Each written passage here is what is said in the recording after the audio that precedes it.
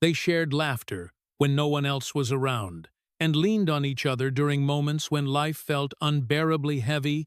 Yet, beneath every smile exchanged between Elton John and Princess Diana, lived a silence filled with unspoken heartache, pride, and lingering regret. A silence Elton carried for years, before finally revealing the true story behind their extraordinary bond and the pain that almost tore their friendship apart.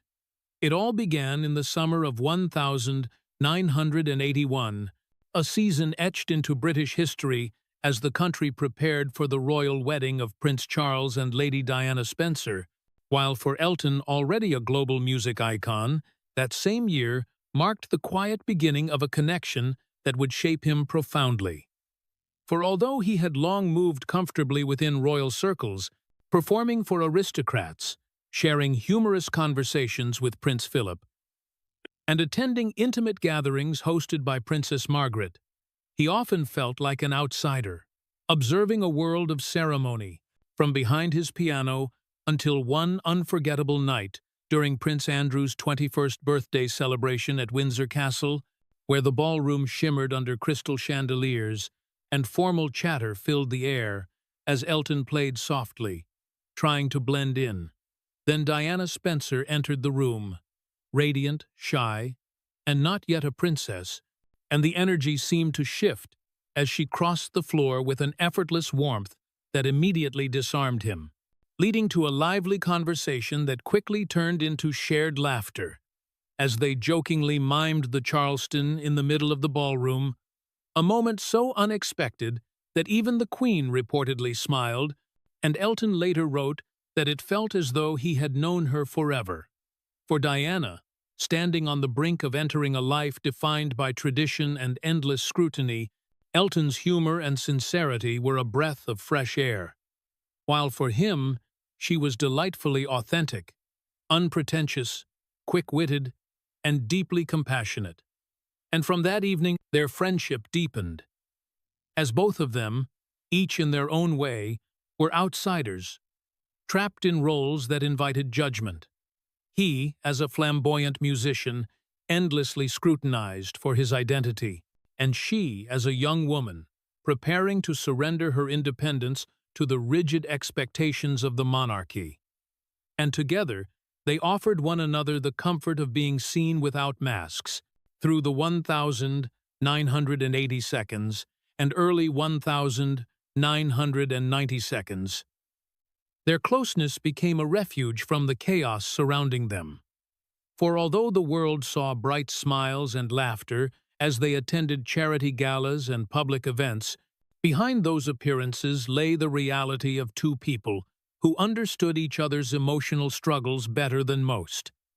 And while Diana's marriage to Charles deteriorated, and the tabloids feasted on rumors, Elton recognized her loneliness because he, too, lived behind layers of performance, fame, and private battles with addiction and self-doubt. And their unspoken understanding became the foundation of a rare and trusting friendship. Diana supported his AIDS activism, even shaking hands with patients during a period of intense stigma. A simple yet revolutionary gesture, Elton believed, changed public perception forever, and they balanced each other with humor as well, sharing mischievous jokes and rolling their eyes at the snobbery often present in royal circles. But fame and pressure followed them everywhere, even creating bizarre moments such as the night Richard Gere and Sylvester Stallone reportedly nearly fought over Diana at a private dinner. While Elton watched in disbelief, yet beneath the glamour and fascination Diana inspired, she fought private battles, bulimia, sleepless nights, and a constant feeling of being unloved. And Elton's quiet presence became one of the few spaces where she didn't have to pretend. However, as the years passed, their closeness began to crack under the weight of exhaustion and misunderstandings, leading to a painful rift in 1996, when Diana abruptly withdrew from writing the foreword to Elton's charity photo book. After palace advisors objected to its edgy images, a decision that left Elton hurt, especially when her response to his disappointment came in the form of what he later described as a terse letter.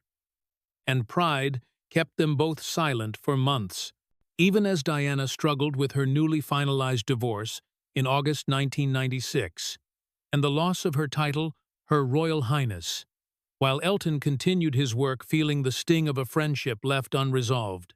Fate intervened on July 15, 1997, when their mutual friend, designer Gianni Versace, was murdered, prompting Diana to approach Elton at the funeral and gently reconcile, telling him their falling out had been foolish before jokingly whispering, "God, I'd love a polo," making him laugh through his grief. Yet only 6 weeks later she would be gone forever, and in the early hours of August 31st, 1997, Elton learned of the Paris car crash that took her life at age 36, leaving him devastated, as he prepared to honor her at the request of the Spencer family. By performing a reworked version of Candle in the Wind at her funeral on September 6, 1997, "If a moment," he later said, "felt like the entire world watched him for those 4 minutes, even though the song was meant only for her." The recording went on to sell over 33 million copies, becoming the best-selling single in history, though Elton admitted he never felt pride in it, calling it too painful to celebrate. In the years that followed, he kept his promise to protect her sons in remaining close to Princes William and Harry, and spoke out whenever he felt the press crossed the same dangerous line that contributed to Diana's death. And although he regretted not calling her during their estrangement, acknowledging that both had been too stubborn, he always cherished the truth of a friendship built on vulnerability, humor, and loyalty. A friendship between two people who recognized each other's wounds in a world that often demanded perfection. Even now, when he pauses at the piano, he says he sometimes hears her laughter in the silence, a reminder that kindness, courage, and sincerity can leave a legacy far more powerful than any title or crown. And their connection, tested by fame, healed by forgiveness, and immortalized in song, is still felt decades later, like a candle whose light never faded.